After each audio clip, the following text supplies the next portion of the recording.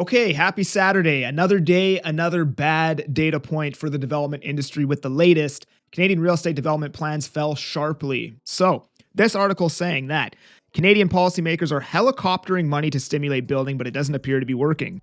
No, it doesn't. Well, not in the resale side, not for homes you can actually buy. Housing starts in the purpose-built rental side have been doing, amazing historically, right? Better. I think it's like the most rental housing starts we've had since like the 80s or something like that. But for homes you can actually buy, not working very well. And the reason why is because developers still have to be able to make money.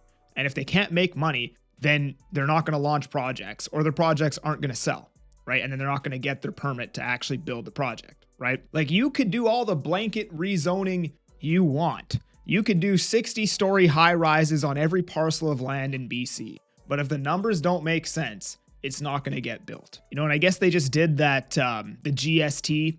Well, they say it's for first-time home buyers, but it's actually for developers, right? That's the reason why they did it. I have a lot of people reaching out to me. Like, I've had a couple people reach out to me now being like, hey, we're doing this petition to get the GST rebate applicable for first-time home buyers who have already bought pre-sales. Now, I have clients that bought pre-sales before they rolled out this GST rebate, right? And I obviously care about those people, and I care about everybody, and I think everybody should get the rebate if they bought a pre-sale.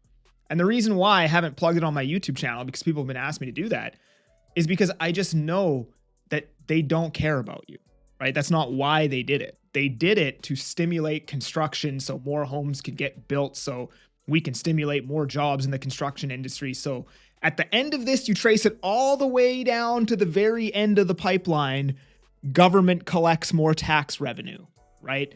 They don't actually give that much of a shit about first-time home buyers being able to buy a home, right? But it's still good that they did it because it helps both sides. It helps the first-time home buyer and it helps the developer, and overall, I think it's good. But that is the reality. So Canadian real estate building plans saw one of the sharpest declines since 2020. The total value of Canadian building permits in seasonally adjusted billions of dollars. So the blue line, current dollars, saw a big drop off in April, I guess. And now, as you can see, it still looks kind of elevated here. Well, why is that? I don't know exactly like the value of building permits. Like, is that all the fees they pay for the building permit? I'm not 100% sure. This isn't my wheelhouse. I'm not a developer. But I would imagine the cost of those permits was probably 40% lower back here. And this isn't adjusted for inflation. It's seasonally adjusted. So if inflation didn't, ramp up and the value of our dollar lost 40%, you'd probably see this chart a lot further down than it was over here. That would be my guess. That's my thought process. Maybe I'm wrong. Canadian building intentions hit a roadblock last month. The total value of building permits fell to just $11.7 billion in April, down 14% from last year. The real inflation-adjusted value is actually 16.4% lower, down to the weakest level in nearly a year. It marked the third largest annual drop for any month since 2020. Canadian residential building plans fell sharply. All segments showed declines, but the largest pullback was in the residential sector. Residential permits were 14.6% lower than last year, coming in at $7.4 billion in April. The lion's share of that decline was related to multifamily homes, which was down 20.5% year over year, with Vancouver accounting for nearly $1 billion of that drop. Building intentions for single-family homes is only down 1.5%. Again, end users, and also in pretty low supply, right? Canadian non-residential building intentions fell 13%. The decline in non-residential building permits offered further evidence of a slowing economy. The value of non-residential permits fell to $4.3 billion in April, down 13% from last year. This was observed across all provinces, with government-backed institutional projects in Ontario being the exception. Those focused on the words of policymakers may be surprised to see this dramatic slowdown.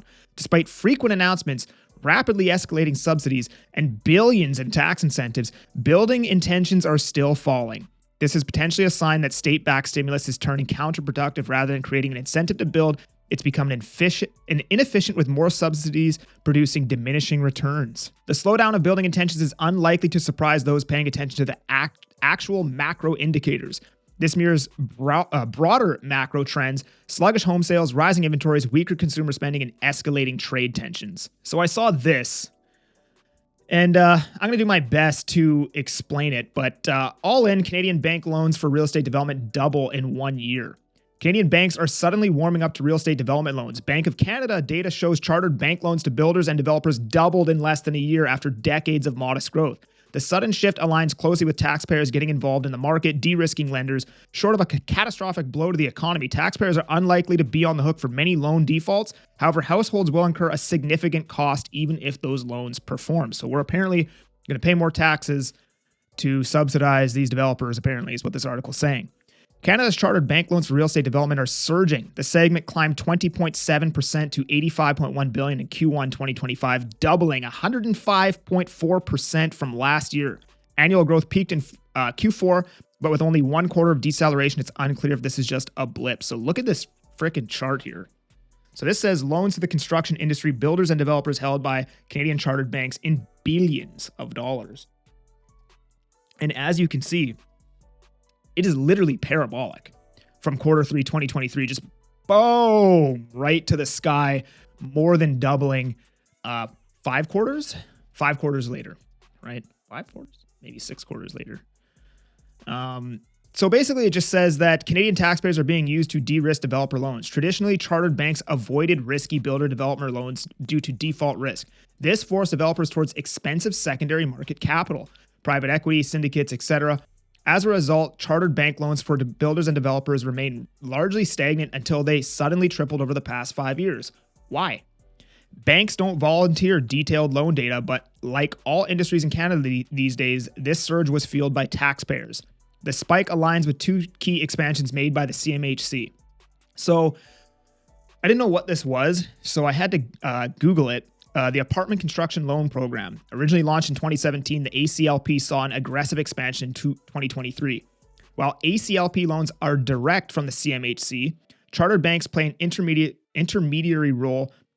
They're more willing to provide short-term financing knowing the ACLP will guarantee a later phase. So I guess while you apply for this loan here and you're waiting to get this loan, you're going to go get a loan from a bank, which is short-term financing, while waiting for your approval with this loan, and then you're going to get this loan and pay off the other loan with that you have with that other bank, right? So what is this, right? The Apartment Construction Loan Program provides low-cost funding to eligible borrowers during the riskiest phase of development. The program offers loans ranging from a minimum of $1 million up to 100% of the cost of a residential component of a project. The program focuses on standard rental, senior housing, and student housing projects in Canada, where there is a need for additional rental supply. So this is a rental housing program. That's my understanding of this, right? And then we have the MLI Select program, which is basically like you can build rental housing with, I believe it's 5% down, and you can get a 50-year amortization, right? So rental housing doesn't really work in the Fraser Valley, Vancouver, and these areas, right? However, if you have a 50-year amortization, almost anything can work, right? So that's what they're doing with this program is we're going to lend you cheap money. You only need 5% down, and we're going to let you amortize it over 50 years, right? And basically the reason why this is spiking, I think, and I could be wrong, is that so many developers are being forced to convert their what would have been resale units to buy, to rental housing because they can't hit sales, right? If you can't hit sales, what are you going to do?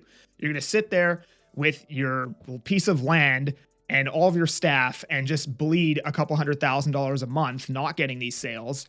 Or you're going to basically take your massive L and be like, you know what? We're going to convert this all to rental, and I'm just going to have to make my money a lot slower over the course of the next 15 years or whatever it is. And if we go over to TD here, you'll see the wave in purpose-built rental. So this is the green is purpose-built, and this is just normal condos.